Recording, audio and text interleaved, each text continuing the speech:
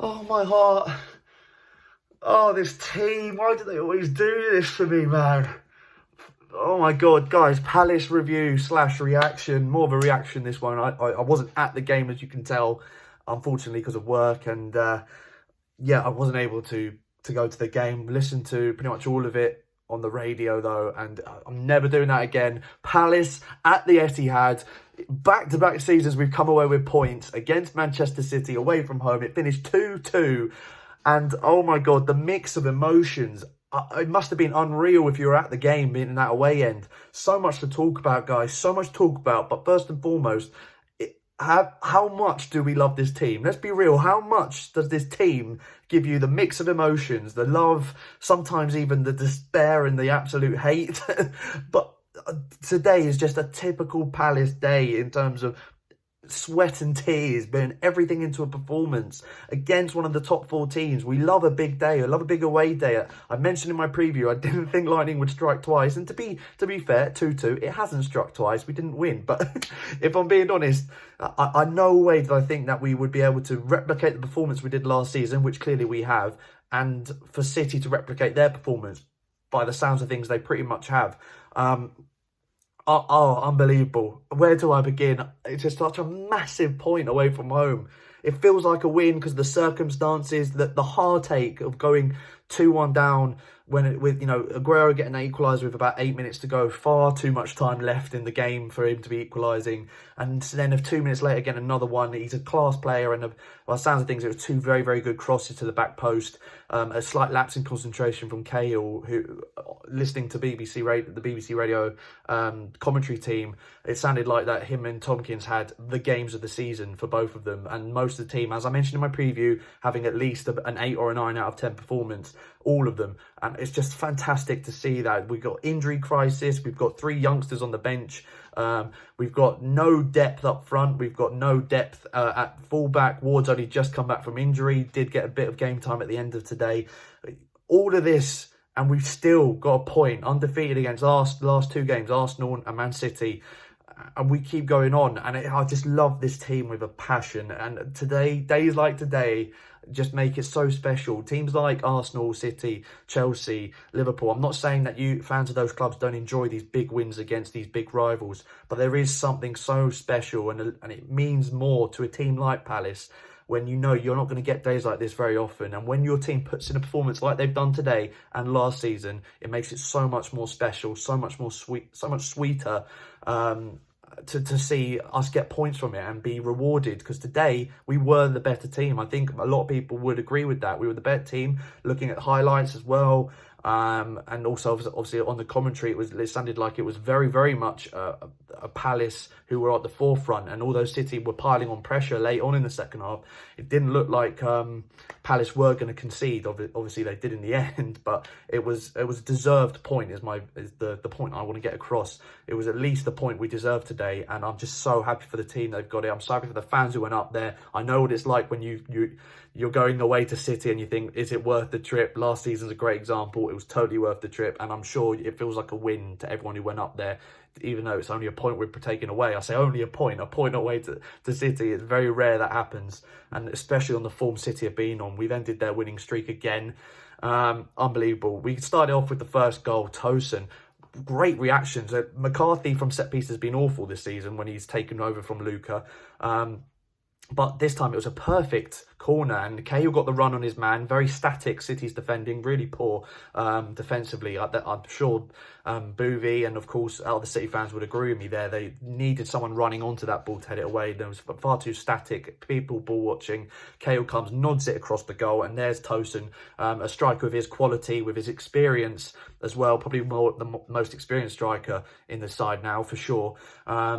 His movement there to go around to the back post and anticipate that header coming across was brilliant. And then obviously to guide it back across into the far corner, even better, because it was coming at him with pace. And so to steer it down like that was brilliant. And I'm so happy on his full debut for Palace, gets a goal. I know we love to get carried away when strikers score goals because it's so rare for Palace to see a striker score, which is why Ayew's probably had so much praise this season. And deserved, because his performances deserve the praise as well as the goals. But I think Tosin, I'm so happy, because it was very much, including myself, were a little bit sceptical of the signing, whether it would be a loan signing that would get us goals in return, because Tosin's had a bit of a mixed time at Everton. But I think that, you know, if he's going to do performances like this again and being on his own up front, you know, holding up the ball against Manchester City and to be able to boss that role, I think you've got to just bow down to someone like that. He's only had one substitute appearance for the club. He's still only a week into his time here at Palace, just over now a week.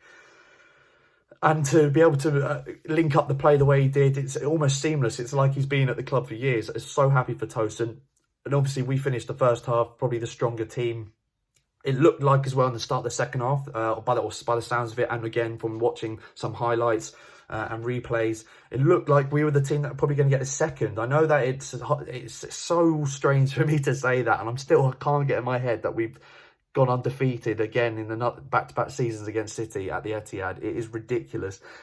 This club, man, it's how could you not love a team like Palace? How could you not love a team like Palace? It's just it's so great. Oh, where do I even carry on from? So, obviously, second half, we carry on from where we left off. And I genuinely thought that going into the second half, as the second half kicked off, City are going to score 10 minutes into this first half. I think we in the past, against big teams, struggled to keep clean sheets if we have a very good first half. Also, first half goal, that's very, very rare. But if we are ahead against a big team or level or have a really good first half performance, I've seen it before where we switch off in the first 5-10 minutes of the second half and let them come back into the game. And I'm really worried that would happen again, but we got through it. And as I mentioned already, Cahill, Tompkins, absolute warriors. The midfield three, brilliant. We were all saying, how would we play now that Lucas had a ban? Well, draw against Arsenal and a draw against City. And in both games, we could have potentially gone on to win it. Arguably against City today, deserved the win. There's not, you know, we're not missing him, and I think that it's going to be hard. Luca, I don't think he's going to walk straight back into this team. He's got to work for his place again, in my opinion. And as I said, it was all going very, very smoothly. Very happy with how it's going. And then with about 10 minutes to go, obviously, heart is thumping out of my chest. You know, results, I'm not even listening to results around the grounds. This game is just on a knife edge. Palace defending for their lives. The commentators so impressed with Palace and saying they deserve everything they're getting. Then you hear Tompkins and Cahill goes down with a head injury. There's a bit of a break in play. He's fit enough to continue. And then about a minute after that, apparently a ball coming over from Mahrez, Jesus, glides a ball over and it's poked in by Aguero. My heart just drops, sinks. You know, this... and it's the awful feeling, especially when you've got so long until injury time. You know that City there's going to be a barrage of attacks coming, and you feel, because Cahill is arguably Cahill's fault as well. I mean, maybe if he didn't have that knock on his head and that break in play, as much as it probably was good to break the flow for City, when you're playing that well at the back and defending's like an absolute rock and like textbook, 2 banks of 4 or bank of 5 and a bank of 4 defensively, looking like, well, showing everyone in the league how to set up against City away. If there's a break in play, it will also disrupt the defensive side, especially when it's a side like Palace who don't necessarily have the apart from Cahill, probably the players with that mass amount of experience against the top teams and getting results against top teams. So it probably disrupted our performance as much as it probably did City's. And City, with their experience, obviously get the ball across. Aguero, he's one of my favourite strikers in the league right now. I'm not a bad word to say about him. Gets the goal, 2 minutes later, gets another one. And I couldn't be more gutted, because I just thought the players deserve this. The fans who went there deserve this, that we should be getting something out of this game. Then all of a sudden, out of nowhere, on the stroke of injury time, McCarthy, it was like a switch went off. City try and hold on to what they have, and all of a sudden, Palace go back at it. McCarthy with the ball down to Zaha. Zaha doing what he does best, showing against the big teams he can do it yet again. So I hope when he does leave the club, which I think will be this summer, he gets a move to a big team, because he deserves it, to show what he can do, because he has the talent, he has the ability, and people need to see it. If he has players like City, the players in City's squad or Chelsea's squad or whoever, if he has that sort of talent around him, look what he's doing at Palace. Look what he's doing at Palace with the players he's got around him. So, you know, Zaha doing what he does best, an amazing ball across the face of goal. And I think if Fernandinho, it's unlucky for City's point of view that he pokes it into the net. But if he didn't get to that ball, I think Wickham was putting it in anyway. So it's just, and then obviously, who knows what it was like in that away end. The limbs that were lost, those that were fallen, those that have fallen in the away end are, you know, and aren't going to be coming back home. You know, it's there's going to be some people there that are absolutely off their heads, and I'm just so happy, because it sounds like the players